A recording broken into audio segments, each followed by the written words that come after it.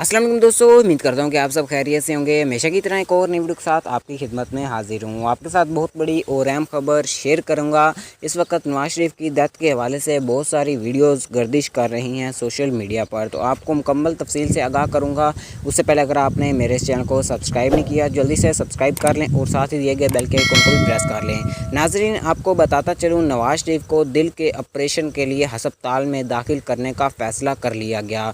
पाकिस्तान मुस्लिम league नून के कायद साबिक़ वज़ीर आज़म नवाज शरीफ को दिल के ऑपरेशन के लिए हस्पताल में दाखिल आज किया जाएगा। रॉयल परमानेंट हस्पताल के ज़राए ने बताया कि माहिरीन अमराज ने नवाज शरीफ को तशख़ीस के लिए हस्पताल में दाखिल होने के लिए कहा, जहां हफ्ता भर में ऑपरेशन बाईपास या असिस्टेंट का तय किया जाएगा। ज़राए के मुताबिक डॉक्टर ने फैसला करेंगे कि नवाज शरीफ के दिल का ऑपरेशन बाईपास किया जाएगा या असिस्टेंट डाला जाएगा।